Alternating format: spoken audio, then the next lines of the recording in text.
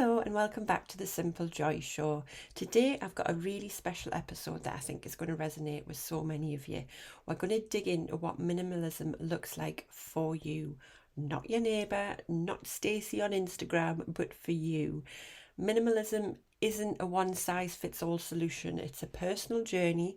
And today what I'm going to go through is just talk about how you can navigate this unique path without falling into that intimidating comparison trap. So let's dive in.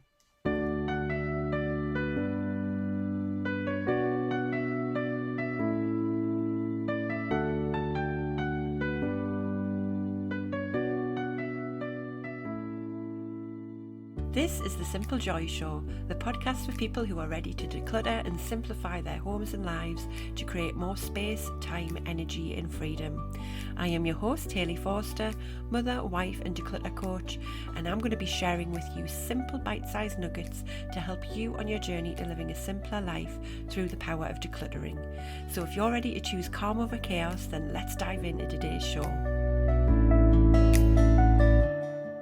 Hi everyone, how are you all? I hope you are good. We've had a bit of a slow week here, which is just what I needed. Last weekend we went to visit our family in Northumberland and Newcastle. We've had a few family birthdays and some friends' birthdays as well. So we had a quick trip back up north to see them and have some nice dinners and catch-ups, which was lovely. But it's always a bit of a busy weekend when you go away to visit family for the weekend. So we've had a nice quiet one this week, and then for the next couple of weeks as well, which I think I still need. I'm still struggling with that jet lag, but I'm sure I will get there eventually. But on to today's topic. One of the best things about looking for a simpler, more minimalist life is that your version of minimalism really can be unique and personal to you. It's not necessarily going to look like any other person's version of minimalism, and that's perfectly okay. Minimalism isn't about following someone else's rules.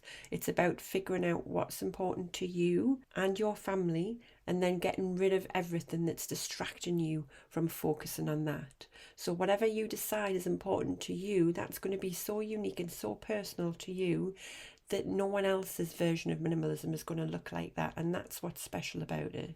But I think what can end up happening is that when you're just starting out on your minimalism journey, you decide that there's too much in your life and you want to start getting rid of things and focusing on those important things, is that you start to look around at others for inspiration. And I did this. I would be looking on Instagram, looking at blogs on Pinterest, trying to see how other people were living minimally. How were they eliminating things from their lives? How were they focusing on what was important? How did they know what was important? But that then also makes it really easy to fall into the comparison trap, because you're looking at other people and trying to gain inspiration, but you're seeing what other people do, how much they're living with and how much they've got rid of. And yes, it encourages you to be more ruthless and getting rid of things, and you're decluttering and simplifying your life. But it can be really hard to let go of what you feel like you should be doing or how a minimalist is supposed to look. And there are so many people out there that live minimalist lives to take inspiration from.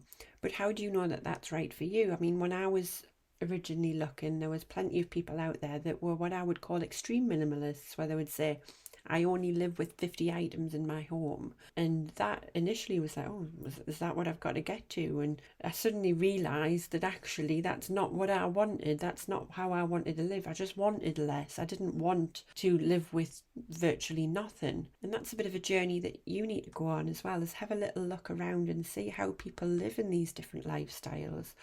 But don't necessarily look at them and think that that's exactly how you've got to do it.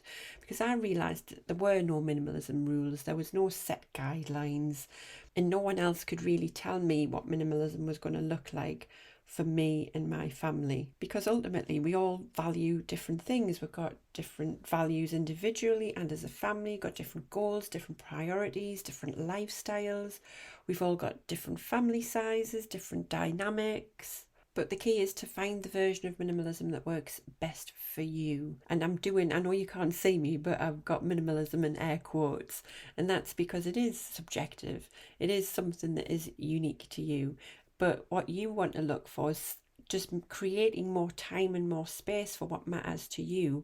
And you're not looking for a set of rules to follow that then is going to add more stress to your life.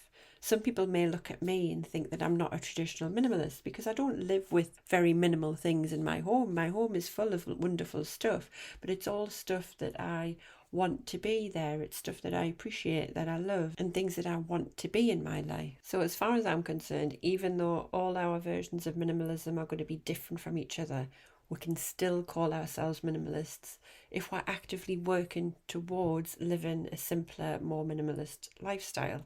My version is going to be unique to me because that's what's important and what's valuable to me, just as your version is going to be unique to you based on what's important and valuable to you. So what I'm getting at here is that you can't get minimalism wrong.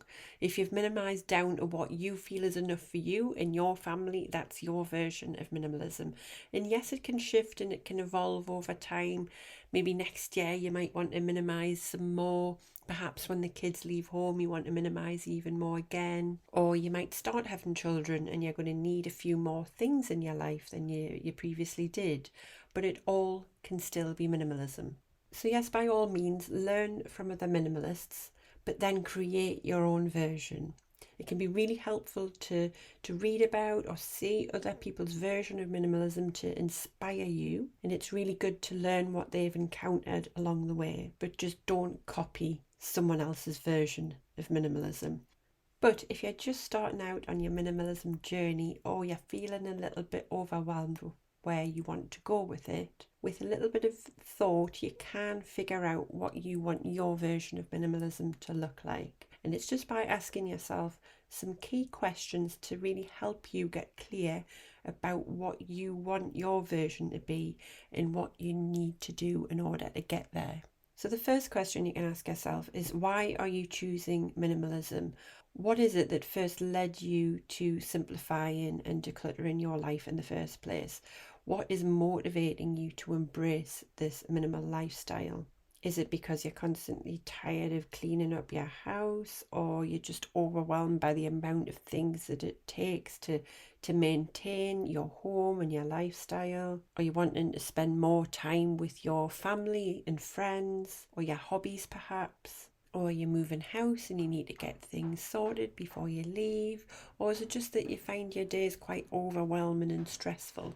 The second question ask yourself is, what is important to you? So you need to really figure out and get clear on what is important to you as a person, but also as part of your family as a whole. So what are your values, your goals, your priorities? And try and get really specific. Maybe it's your family and you want to spend real quality time with them. Maybe it's your career and you want to focus on giving yourself time and space to pursue that and to get promoted. It might be a hobby that you love but you want more time for, or perhaps you want to have more freedom so you could travel the world. For me, it was very much around being able to have more time and more energy and more patience to be with my children, be with my family. And in order to do that, I needed to create a home and a lifestyle that was just easier to maintain, that I was able to stay on top of chores and housework so that I could spend the time with my family without feeling stressed or guilty that I wasn't doing stuff in my home. I didn't want to spend the majority of my time in my life trying to maintain a house and doing all admin things. I want to use my time and energy on creating lovely memories and moments for my family. But again, this is only something that you can decide. It's going to be different for each of us. So you really need to clarify what it is that's most important to you and what your key values are. So ask yourself, what is it that you're trying to make more time and space for in your life by embracing minimalism? And then what you can do is just write it down, put it on like a little vision board perhaps, just to remind yourself and help you stay motivated and inspired when you're on your minimalism journey.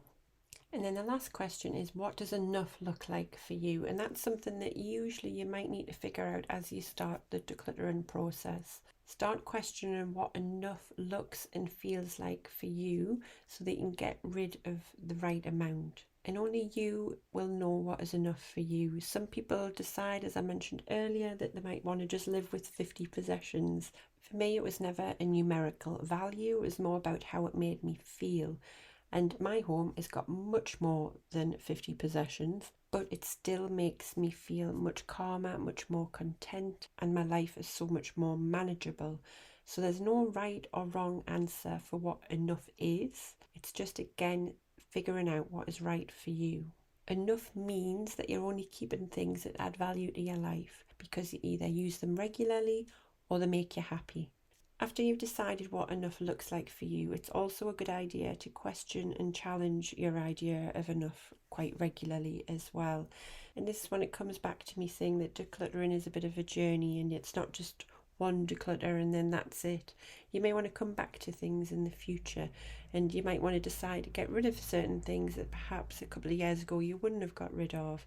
You're in a different season of life, or perhaps you've just got so used to them being there that you've not noticed them before. So just regularly challenge your idea of enough and just consider if you could comfortably live with less than you already do.